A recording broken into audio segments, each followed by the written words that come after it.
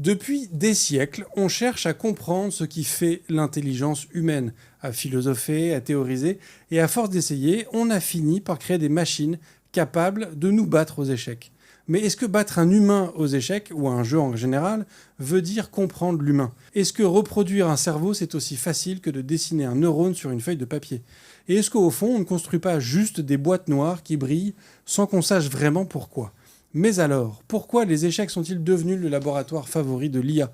En quoi nos réseaux de neurones artificiels ressemblent-ils ou pas du tout à nos cerveaux? Et surtout, est-ce qu'on finira par créer une IA qui ne saura même plus perdre exprès pour nous faire plaisir? Pour répondre à ces questions d'intelligence relative, je ne reçois pas Deep Blue, mais il s'y connaît en mauvais perdant. Alexis, bonjour. Bonjour Bruno. Cosa Vostra.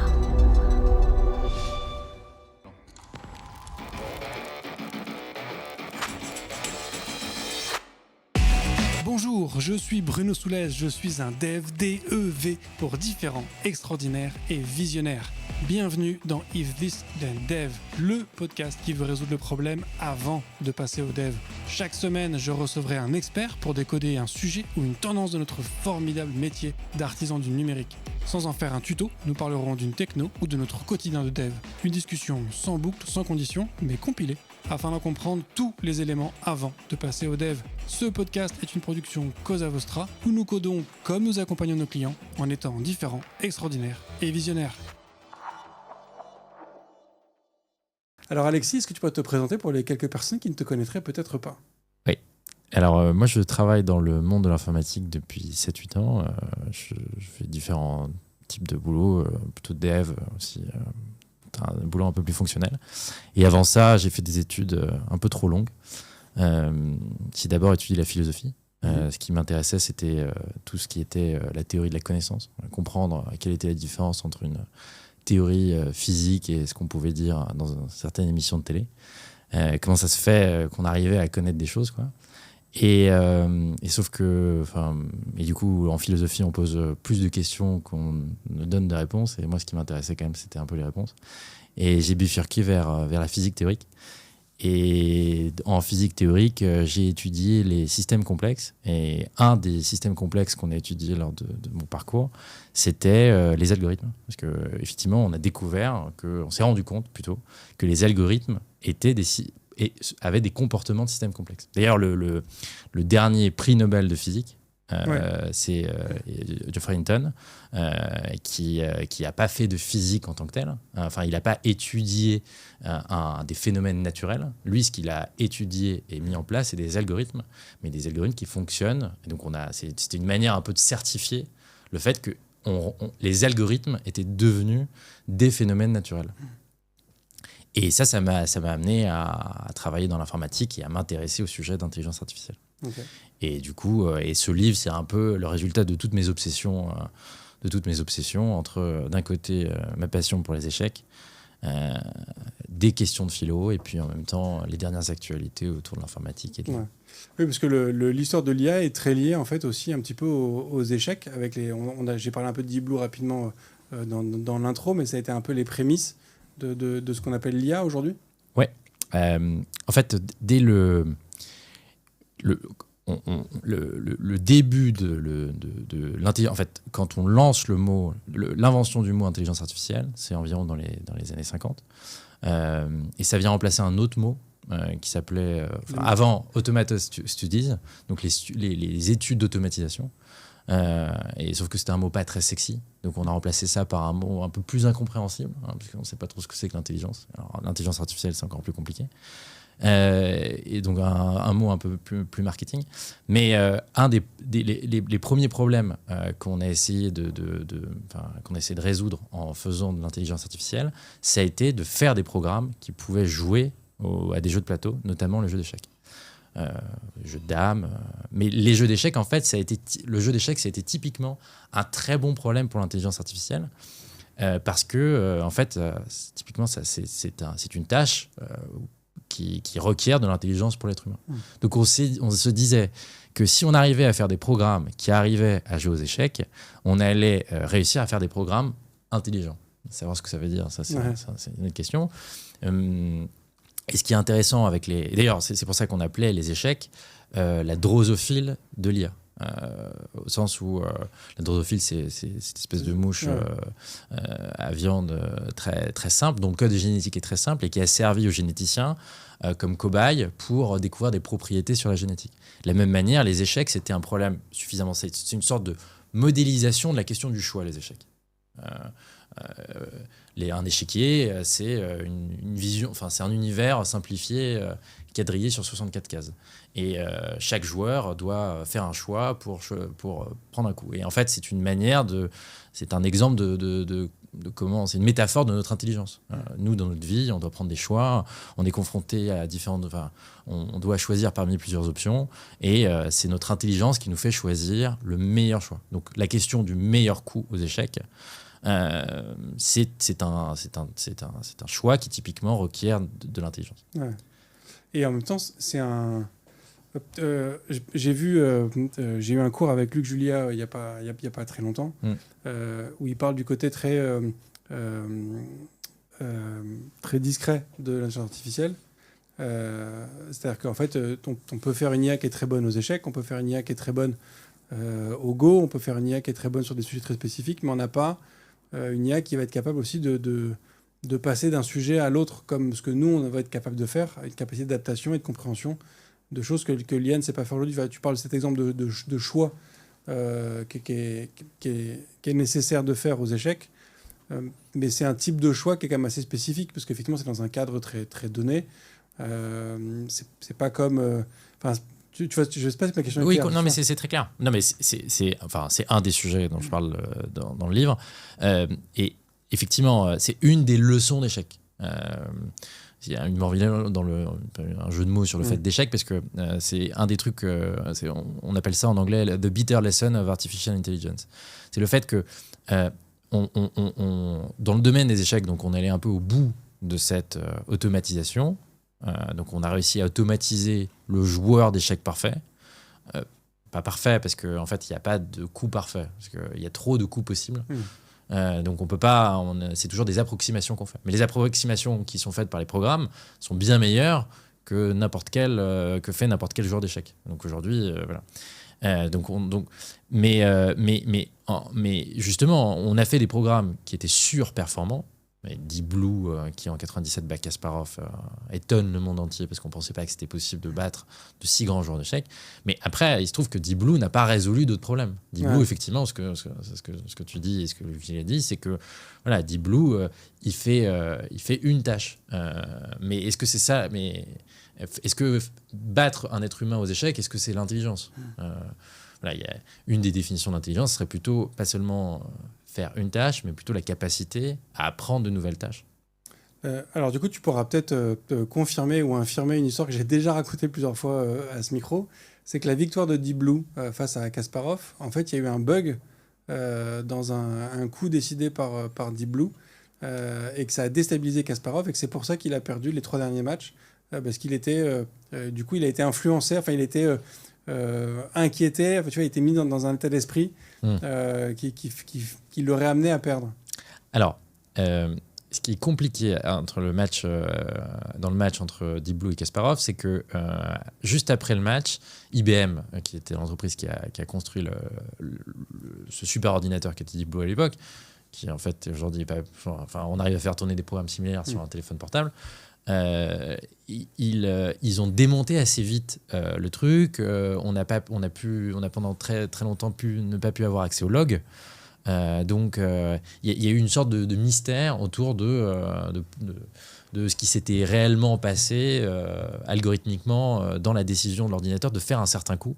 Parce qu'effectivement, ce qui se passe, c'est que dans le match, je ne sais plus 4, 3, je ne me souviens plus, Kasparov a une position qui est un peu inférieure à celle de Deep Blue, et du coup il décide de proposer un sacrifice d'une pièce de pion.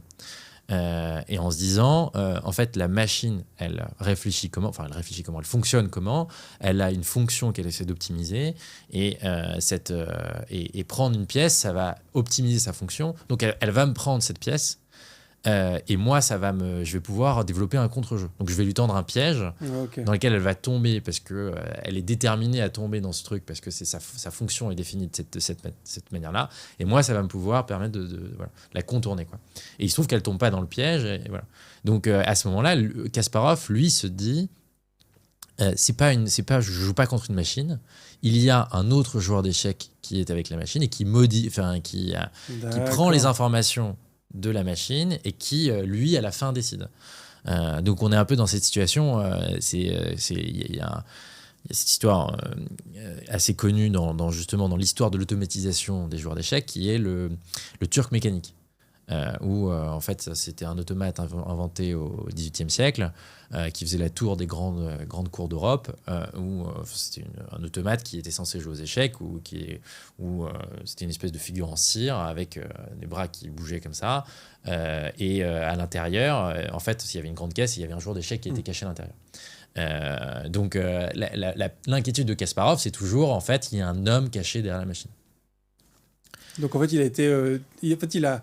il a essayé de jouer la machine en pensant qu'elle n'était pas si douée que ça. Il a été déstabilisé du coup par la qualité de la réponse et il a cru qu'il était en fait pas face à qu'il y avait tromperie dans l'adversaire. Et pendant longtemps, en fait, il n'a pas accepté. Okay. Il n'a pas accepté, donc en fait, parce qu'il y a un moment très dur d'acceptation pour ces gens et pour Kasparov, qui effectivement est un génie des échecs et qui acceptait pas en fait que quelque chose pouvait le battre, quoi. Donc il a mis du temps, vraiment. Il y a des vidéos, il y a un documentaire qui est fait sur ce match, mais je crois 3-4 ans après, 4-5 ans après, où il dit non mais c'est pas possible. Et ce qui est marrant, c'est que 10 ans plus tard, tous les programmes battent les meilleurs joueurs d'échecs, donc en fait c'est inéluctable, quoi. Mais de la même manière, donc ça c'est dans un autre jeu, le jeu de Go, quand Lysidol, le plus grand joueur de Go, est battu par AlphaGo, l'algorithme développé par DeepMind, il y a un moment très dur d'acceptation du fait que la machine est devenue plus performante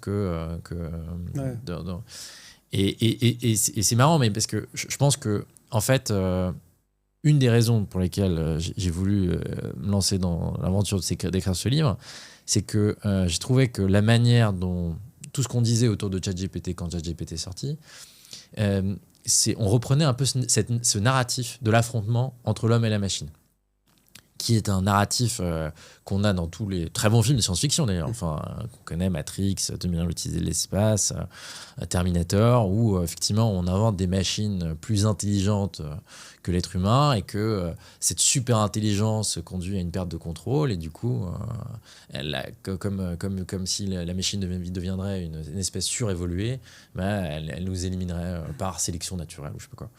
Et effectivement donc les grands affrontements entre l'homme et la machine dans les échecs, ce qui est marrant, c'est qu'effectivement, il y a eu le moment de l'affrontement, il y a eu le moment d'acceptation pour l'être humain d'être moins performant que la machine à trouver le meilleur coup d'échec. Mais après, une fois que ce moment dramatique est passé, on a continué à jouer aux échecs. Et on continue à jouer aux échecs aujourd'hui, 25 ans plus tard, alors que les machines sont plus performantes que nous. Et on continue à avoir un champion du monde d'échecs. Et voilà. Donc, ça a pas... Donc finalement, le drame, c'est juste une dramatisation d'un moment, mais ensuite, la vie continue et l'être humain ne disparaît pas. Voilà. Alors, oui, effectivement, parce que c'est marrant, il y a plein de choses qui sont passées à mesure que tu déroulais ton propos, parce que effectivement, j'avais envie de te dire, on retrouve cette peur aujourd'hui avec des gens qui voient leur métier, qui commencent à se faire un peu dépasser, remplacer, ou en tout cas très assistés par l'IA, avec tous ces LLM qui arrivent sur un ensemble de métiers, y compris le métier des devs, d'ailleurs. Et après, quand tu as continué, je me disais, oui, mais en même temps, certes, on continue à jouer aux échecs, mais parce que les échecs, c'est un loisir. Demain, un committee manager qui est remplacé par un bot, il va pas continuer à faire du community management pour une boîte. Oui, mais tu pourrais te demander, je suis d'accord, mais tu pourrais te demander pourquoi est-ce qu'on continue à regarder des êtres humains jouer aux échecs alors que on est la Ligue 2. En fait, on est la Ligue. Pourquoi on regarde pas la Ligue 1 qui est des... Alors, il y a parfois des matchs entre algorithmes, c'est intéressant de voir comment c'est une manière aussi maintenant les algorithmes de mesurer entre eux. Mais pourquoi est-ce que ça nous intéresse de regarder des êtres humains jouer alors qu'on n'est plus... on est la Ligue 2. Et je pense que c'est parce qu'au fond, comme nous sommes les protagonistes de l'aventure humaine, quoi. Ouais. Donc, oui, je dis pas. Il y a deux sujets. Tu as le sujet, effectivement, un peu de AI, de ce qu'on appelle les AI doomers, donc le fait de la fin de l'humanité par l'intelligence artificielle, qui, moi, je pense, est plutôt délirante, voilà, comme position. Et après, il y a la question de la transformation économique que ça va apporter. Et effectivement, c'est une technologie très puissante et ça va induire la transformation économique. Mais comme le numérique, dans son ensemble, induit de la transformation. Et pour l'instant, effectivement, ces outils d'IA générative vont probablement transformer plein de choses, mais comme le numérique transforme en fait quotidiennement des tas de sujets. Ouais. Et en même temps, comme transforme, mais pas tout. Même pour prendre l'exemple de la révolution industrielle et de l'automatisation de tout ce qui est travail dans les usines, travail à la chaîne, il y a des tas de choses qui ont été automatisées, robotisées, mais il y a aussi des tas de choses. Le textile, par exemple, ça reste encore très, très, très manuel, quoi. Donc, il y a des choses c'est juste que ça a été délocalisé, en fait. La plupart, c'est une partie du textile qui est... Mais donc, dans le numérique aussi, c'est un peu la même chose. Il y a des tas de choses qui sont automatisées, des tas de choses qui sont délocalisées, et des tas de choses on a besoin d'être humain pour faire le travail.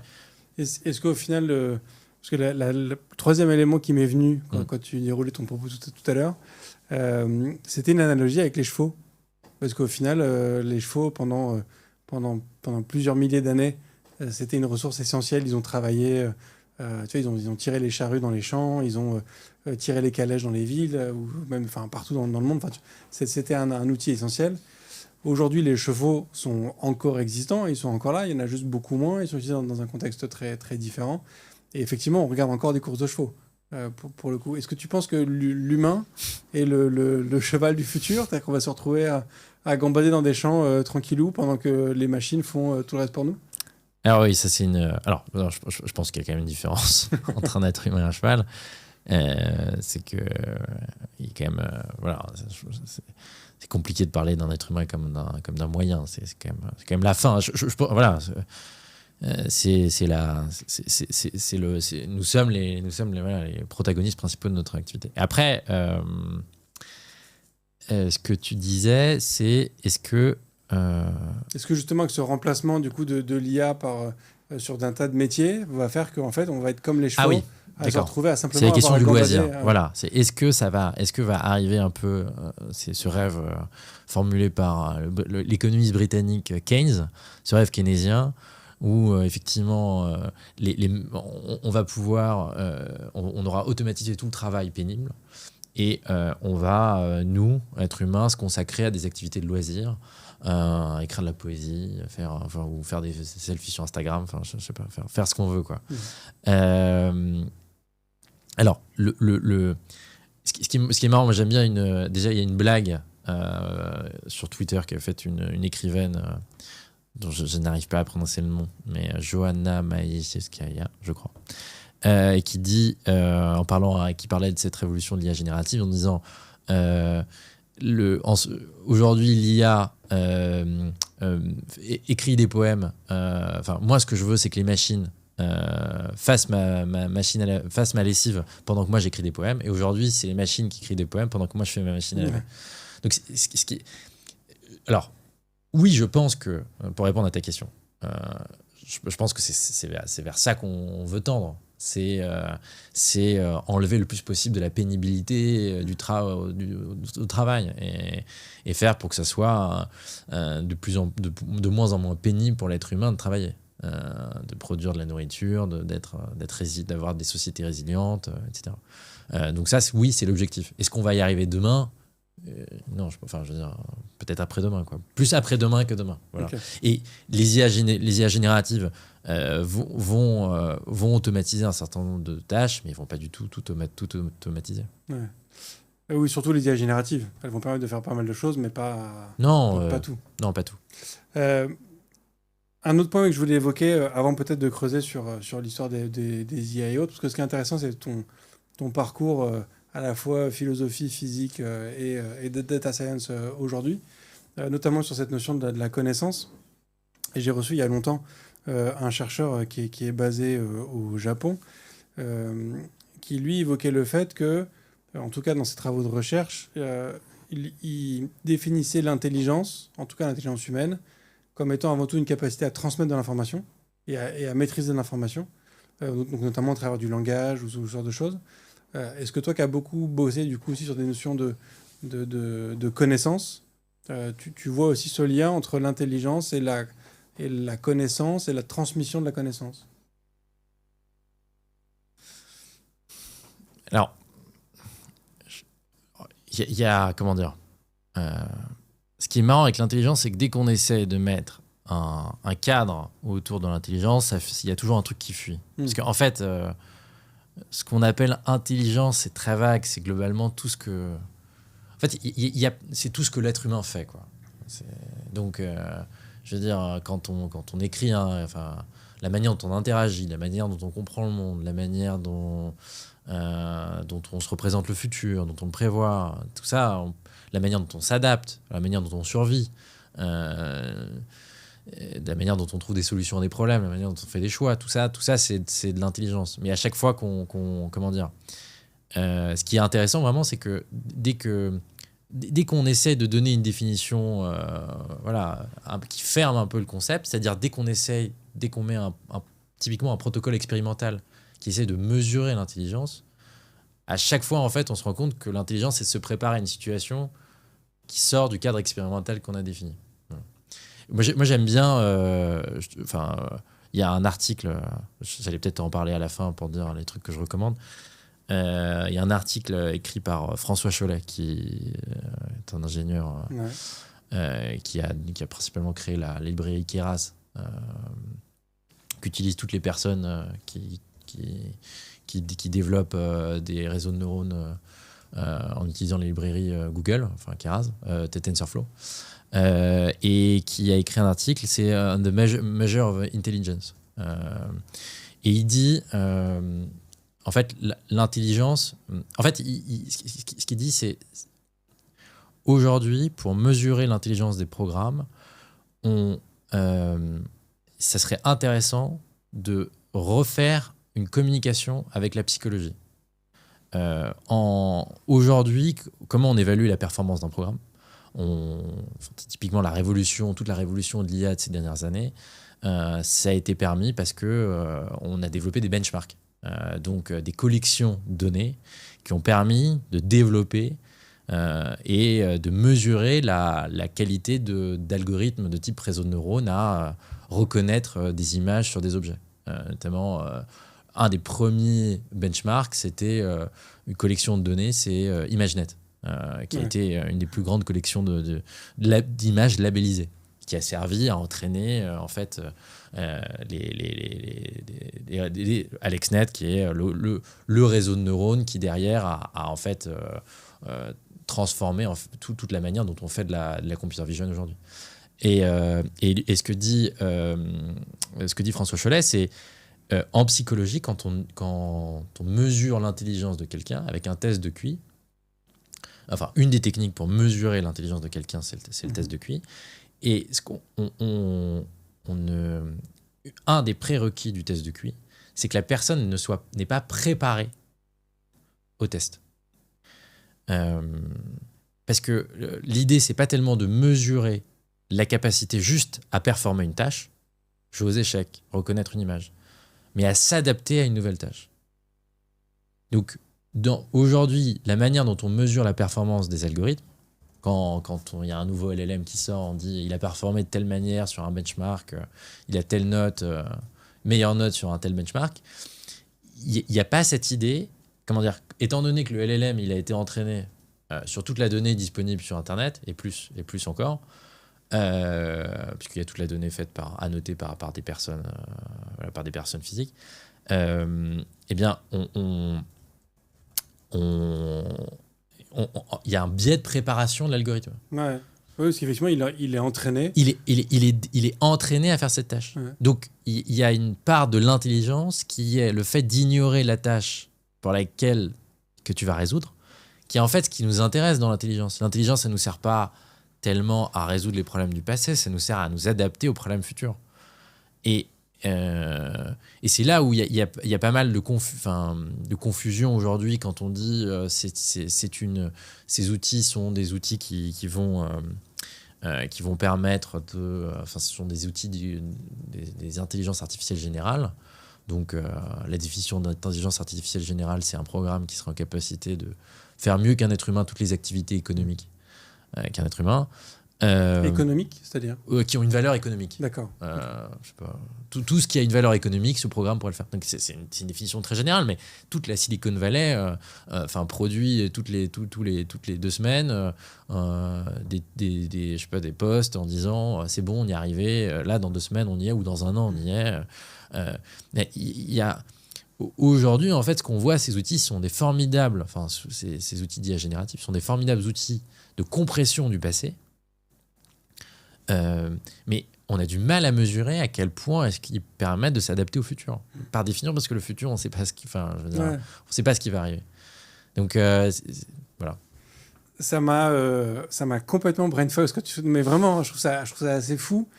Je recommande l'article de François Chollet de Major Intelligence qui est brillant. Et j'aime beaucoup cette idée que la mesure de l'intelligence, c'est pas de résoudre des problèmes du passé, mais c'est résoudre les problèmes du futur, et que effectivement, quand on fait un test de QI, il faut pas l'avoir déjà fait, parce que sinon le résultat est complètement biaisé, quoi. Mais qu'effectivement les IA, on les entraîne à faire quelque chose, et donc quand on mesure la qualité d'un chat GPT, c'est pas dans une capacité au final à écrire quelque chose, parce que on lui a déjà demandé d'écrire quelque chose, quoi. Et c'est pour ça qu'il y a François Chollet avec une équipe a proposé un test qui s'appelle ARC AGI pour Abstract Reasoning Corpus, où en fait le design du test, c'est d'essayer de jeter un voile d'ignorance sur le développeur. Parce que ce qui ferait l'intelligence du programme, c'est que c'est pas que le développeur résolve le problème. C'est que le programme lui-même résolve le problème. Et pour ça, il ne faut pas que le programmateur soit au courant du problème que le programme va résoudre. Ouais. Donc, c'est une manière de... Donc, en fait, il y a à l'intérieur de ce test en fait, des exemples que personne ne connaît, qui sont connus uniquement par ceux qui ont développé le test. Et en fait, les tests, c'est comme ça ressemble à des tests de QI. Donc, il y a typiquement 3-4 exemples et il faut continuer une suite logique. Enfin, là, ils ont développé une V2. Mais en tout cas, c'est ça l'idée. L'idée, c'est de se dire, on va essayer de mesurer l'intelligence d'un programme en regardant comment il fait pour essayer de résoudre un problème que le programmateur ne connaissait pas. Alors, la question, c'est à quel niveau sont les LLM aujourd'hui sur ce type de truc. Il se trouve que le O3, donc le modèle d'OpenAI O3, a eu un résultat vraiment surprenant de 75%, alors que les autres programmes étaient à 50% de réussite de ces trucs. Mais en fait, on ne sait pas à quel point ils n'ont pas finalement le programme qu'ils ont développé. Il y a quand même si le voile d'ignorance qu'on met sur le programmateur dans ce benchmark, il n'est pas totalement occultant, il n'est pas complet.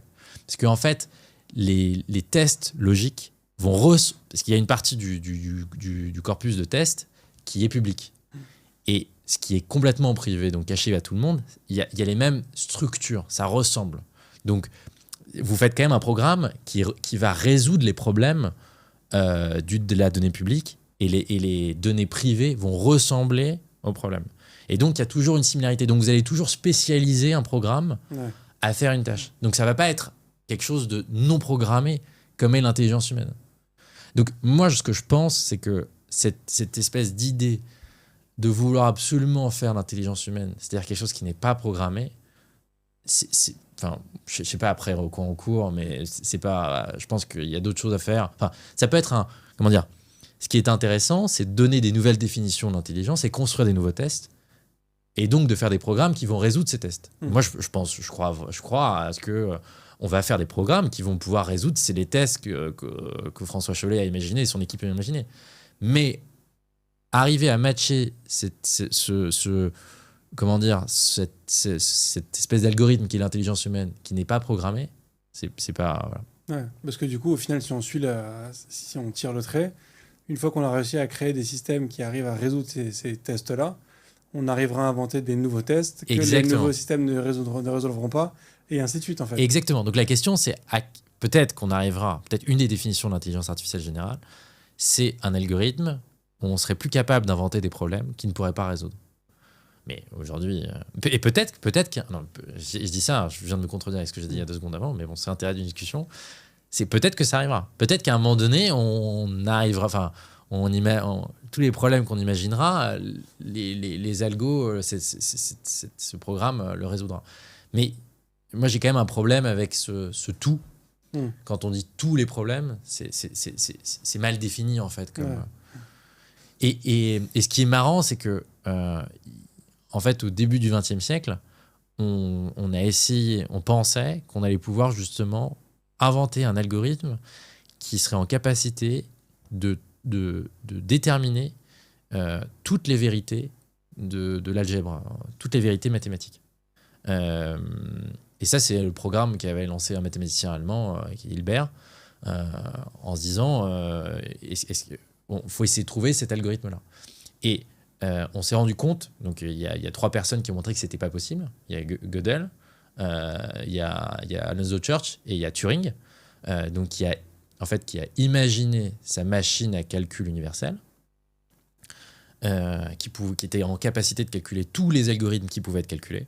Il a montré que cet algorithme, un algorithme qui serait en capacité de dire toutes les vérités des mathématiques, n'est pas calculable par une machine de Turing, et que du coup que c'était pas possible. Et en même temps, par le même mouvement, il a en fait défini la notion de calculabilité et donc défini la notion de machine à calcul universelle qui a servi de modèle théorique à l'ordinateur. Donc la limitation de cette espèce d'ambition un peu dingue de vouloir faire un programme qui trouve toutes les vérités, ça a conduit... La limitation de cette ambition-là a conduit à une des inventions les plus... non pas que Turing, c'est l'invention de l'ordinateur, parce qu'il y avait déjà des machines à calculer très sophistiquées, mais ce concept théorique de machine qui était capable de tout calculer, on doit aussi à cette limitation. Quoi. C'est marrant. Tout calculer, tout ce qui est calculable. Pardon. Donc on a évoqué effectivement que cette IA généraliste ne passera pas par les LLM. C'est pas les large language models ou les IA génératives qui nous permettront de faire ça. Est-ce que tu penses que ce sera quand même sur des systèmes de réseaux de neurones, ou même ça, il va falloir trouver autre chose, ou peut-être même qu'on a déjà des pistes de choses plus performantes que... J'aimerais bien savoir répondre à ta question. Alors après, je pense que... Alors... Il y a pas mal de gens qui effectivement disent qu'il y a des limites fondamentales au réseau de neurones. Après, tous les gens qui, pendant très longtemps, on n'a pas arrêté d'expliquer que les réseaux de neurones avaient des tas de limites. Et à chaque fois, il s'est trouvé que les réseaux de neurones excédaient les limites théoriques qu'on pensait qu'elles avaient. Donc, je vais te répondre, j'en sais rien. Okay. J'ai la conviction que quand même il manque des choses théoriques pour arriver à faire des programmes qui peuvent s'adapter à des nouvelles problématiques. Un réseau de neurones, c'est une manière de fitter une distribution de probabilités. Donc c'est un outil extrêmement puissant qui permet, t'as la distribution de données d'un problème, eh bien ça te permet d'apprendre cette distribution de probabilité. Maintenant, est-ce que ça permet, une fois que tu modifies complètement la structure de ton problème, est-ce que ça permet de s'adapter? Aujourd'hui, non, pas vraiment. Voilà. Donc il y a toute cette question de savoir comment est-ce que tu fais des algorithmes qui s'adaptent quand tu modifies structurellement la distribution de ton problème. Et ça, il y a toutes les méthodes d'inférence causale mais qui voilà. Qui sont... Donc il y a pas mal de gens qui étudient comment est-ce que on peut faire apprendre à des algorithmes de l'inférence causale. Il y a une difficulté aussi, c'est qu'on ne sait pas vraiment expliquer, enfin en tout cas de ma connaissance, on ne sait pas vraiment expliquer comment est-ce que l'intelligence en tant que telle est apparue, ce qui fait qu'on a un cerveau qui fonctionne de cette manière-là versus celui d'un jaguar ou d'un poisson ou de je ne sais quel autre animal doté ou non de ces capacités. Et en fait, ma question, c'est est-ce que... alors, pas nécessairement à quel point le neurone d'un réseau de neurones est similaire à un neurone qu'on a dans notre tête, mais est-ce que... parce que, en fait, je reformule ma question. Il y a ce que moi, je pense être une légende urbaine, que quand il y a une IA qui sort, même les gens qui l'ont créée ne savent pas comment elle fonctionne. Ouais. Ça, j'y crois pas, en fait. Je peux comprendre que c'est un réseau de neurones et qu'effectivement, on n'a pas codé chaque neurone, on ne les a pas connectés les uns à la main avec les autres, même si, à mon avis, ça reste quand même pas si loin que ça. On sait faire à peu près le chemin quand même qui a été fait par l'information. Ouais. Alors, ce qui est vrai, c'est que toute la question de savoir, c'est qu'est-ce que ça veut dire comprendre. Pardon, c'est un peu une question, c'est une question philosophique, mais qu'est-ce que ça veut dire que tu comprends comment ça fonctionne. Il se trouve que s'il y a des gens qui ont développé des réseaux de neurones qui permettent de résoudre des problèmes, c'est qu'ils avaient des raisons de penser, ils avaient des intuitions sur, en fait, ça va marcher de prendre cette direction-là. Quand tu écoutes l'ancien CTO d'OpenAI, Ilya Sutskever, je sais pas, pardon, désolé. Il nous écoute pas. Il nous écoute pas, mais bon, désolé, voilà. Et il dit, nous, on avait les convictions que la taille, la taille compte, quoi. On va faire grossir nos modèles, nos transformers, on va avoir des résultats. On va avoir des résultats exceptionnels en faisant ça. Donc, il avait cette conviction que la taille était un élément critique. Est-ce qu'il avait une théorie derrière qui lui permettait de dire qu'en atteignant telle taille, il allait avoir tel type de résultat? Non. Il y a une intuition d'ingénieur. C'est de l'ingénierie, quoi. On n'a pas une démonstration mathématique qui nous prouve que... Et aujourd'hui, sur les réseaux de neurones, on en est à ce niveau-là de connaissance. On ne sait pas exactement pourquoi ça fonctionne. Un exemple, c'est toute la théorie de l'overfitting. Un des cours basiques quand tu fais du machine learning, c'est on te dit, tu testes, tu sépares ton échantillon de données en deux échantillons, un échantillon d'entraînement, un échantillon de test. Et il faut bien les séparer. Et il ne faut pas que... Et en fait, un des risques, c'est que ton modèle soit trop complexe. Et donc, et typiquement, un des trucs pour que ton modèle soit trop complexe, c'est qu'il y a trop de paramètres qui décrivent ton modèle. Et du coup, il va overfitter ton échantillon d'entraînement. Et donc, il ne va pas généraliser sur d'autres échantillons. Et donc quand tu fais un cours initial, on te dit donc fais attention à ne pas avoir un modèle trop compliqué parce que sinon en fait il va se surspécialiser sur spécifiquement les quelques cas d'entraînement. Et donc sur ce cas test, il sera à l'ouest. Exactement. Mais sauf qu'un réseau de neurones, c'est super complexe. Je veux dire, comment ça se fait que ça over... Et pourtant ça fonctionne. Donc il y a un nombre de paramètres dans un réseau de neurones bien plus que toutes les fonctions paramétriques qu'on avait avant. Comment ça se fait que ça généralise très bien? Donc, il y a des tas de concepts. On ne sait pas trop comment les comprendre théoriquement. Pourtant, ça marche. Et ça, il y a tout un champ théorique qui reste à explorer. Il y a un autre contenu que je recommande, c'est les cours de Stéphane Malin au Collège de France sur... et il dit, dans l'introduction de son cours, il dit en fait, il y a encore beaucoup de travail de recherche à faire pour essayer de comprendre comment tout ça fonctionne. Okay. Sur le toute cette hype qu'on a autour de l'IA. Alors, ça bénéficie un petit peu à ton métier, ce qui te permet de trouver un job plus facilement. Mais toi, du coup, qui es en plein dedans, tu es en plein milieu de l'œil du cyclone, comment est-ce que toi, tu vois cette hype de l'intérieur? Alors, on essaie de trouver le juste milieu, quoi. C'est-à-dire trouver les cas d'usage, les cas d'usage métiers où ça a le plus de sens de le déployer, parce qu'on sait que c'est des outils qui derrière, on voit pas forcément, je pense d'ailleurs aujourd'hui le coût, mais ça coûte très cher financièrement, ça coûte cher pour l'environnement, ça prend beaucoup de... Donc il faut trouver les bonnes situations, voir, voilà. C'est des outils où il y a plein de promesses, donc il faut à la fois être je dirais enthousiaste des possibilités que ça offre, et en même temps je pense qu'il faut surtout éviter cette idée que ça va être un outil miracle qui va tout remplacer, ça c'est aussi un truc qu'on a pas mal entendu au début, c'est non mais en fait ça va être un nouveau comme un OS, ça va tout remplacer. Moi, je crois pas trop à un outil qui remplace tout.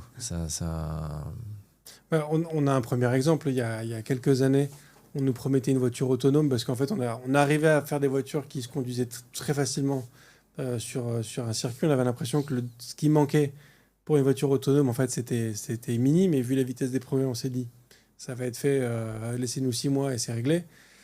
On est quasiment 10 ans plus tard. La voiture vraiment autonome, level 5... sur toutes les routes du monde, on en est encore loin, si tant est que ce soit une possibilité. Oui, alors c'est vrai. Alors il y a pas mal de gens qui disent en fait en niveau 4 et level 5, il n'y a presque pas de différence. C'est simplement des questions d'assurance.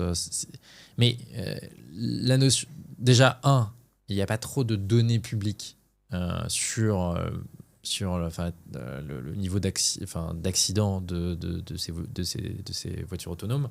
Parce qu'il y a des voitures autonomes, San Francisco, je crois à Phoenix, il y a Waymo, donc une filiale de Google qui opère des voitures autonomes dans ces villes-là.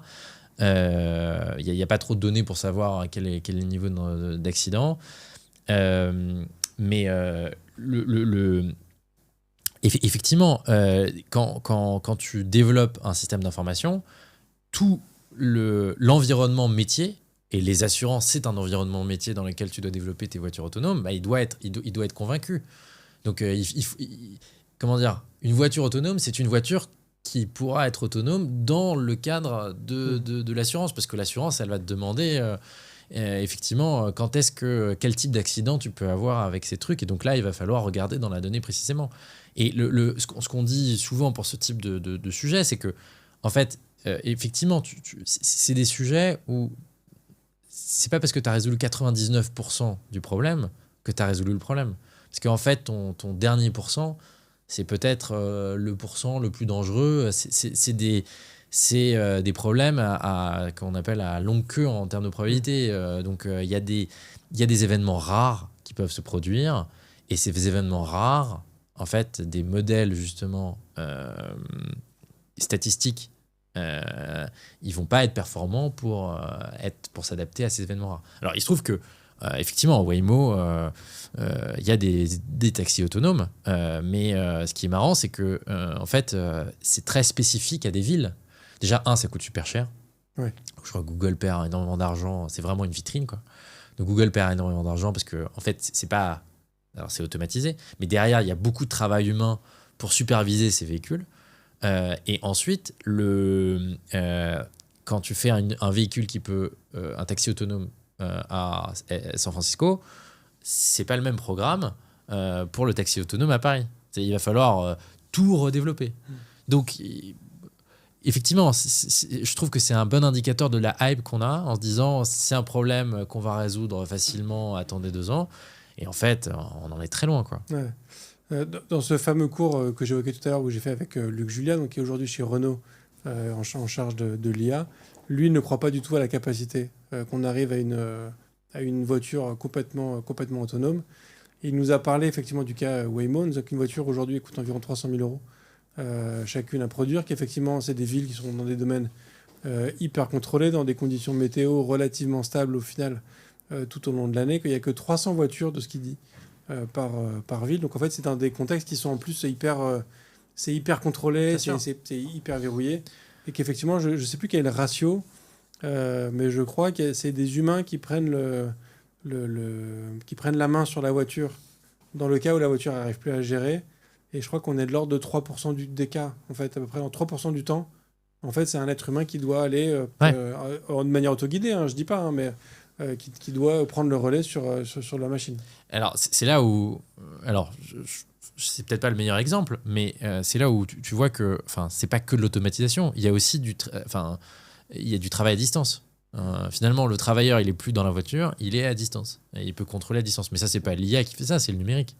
Donc, oui, le numérique est une révolution. L'IA, est-ce qu'elle va réussir à automatiser ses 100% ? Non, mais à 97%. C'est déjà... moi, je n'ai pas le permis, donc je ne sais pas ce que ça va changer. Mais peut-être pour un conducteur, ça doit changer l'expérience. Mais le truc où tu t'endors au volant, non, en fait. Ça... Je vois. Pour terminer, aujourd'hui, j'ai appris qu'il y a un des devs chez les Furets parce qu'on est en train de passer tout le monde sur des outils type Cursor pour que du coup ils devent tous avec ça. Il y en a quelques-uns qui le testent déjà depuis un moment et qui militent du coup pour qu'on y passe. Et j'ai appris qu'il y en a un qui l'utilise depuis un petit moment, notamment Cursor, et qui évoquait qu'il n'a pas tant que ça l'impression qu'il a un assistant de coding, mais plus que c'est lui l'assistant, parce qu'en fait l'IA écrit énormément de code, et qu'en fait lui il est juste là pour relire et s'assurer que a priori ça correspond à ce qui a été demandé, ce qui revient un peu sur ce que tu disais tout à l'heure sur la personne qui disait moi ce que je voulais c'est d'écrire des poèmes pendant que la machine fait ma machine. Et au final, c'est l'inverse. Est-ce qu'il est content ? Est-ce qu'il est content de... Il en est hyper content, ouais. Non, ce qu'il dit, c'est que c'est hyper positif, parce qu'en fait, écrire du code, c'est pas la partie la plus... Non, mais après, moi, j'aime bien ce truc de dire l'IA a tout changé. Quand tu développes avec des packages open source, tu n'arrêtes... je veux dire... alors, surtout en data science, tu t'appelles une librairie qui est déjà codée par quelqu'un. Donc, je veux dire, tu n'arrêtes pas d'appeler du code qui est déjà fait, quoi. Donc, tu avais déjà des tas de... Avant l'IA générative, tu avais déjà des tas de manières de générer automatiquement du code. Par un appel API, tu génères ton application en Spring Boot, ça te génère déjà tous tes paquets. Effectivement, l'IA générative, ça permet de faire d'autres choses. Je minimise pas. Je dis juste que mais une librairie que tout data scientist utilise, qui est scikit-learn, en fait, c'est déjà les algorithmes super complexes que moi j'appelle en une ligne de code. Donc il y a déjà une abstraction, une compression du travail humain qui pour moi relève de juste une ligne de code, et derrière c'est un truc, le truc théorique la personne qui a pensé à l'algorithme, la personne qui l'a conçu chez scikit-learn, merci scikit-learn, si tu veux, c'est un travail de dingue. Moi j'ai juste à appeler, donc je suis déjà en fait un méga client alors effectivement l'IA générative ça permet de faire d'autres choses. Et moi je pense que c'est super si ça permet de pisser du code, quoi. Mais j'ai pas l'impression que ce soit ça le gros sujet du développement informatique. Juste par rapport aux gens qui disent ça va te faire gagner 70%, 50% de ta productivité dans le dev. Ok, j'aimerais bien voir les gens qui vont réduire de 70% leur masse salariale de leur dev d'ici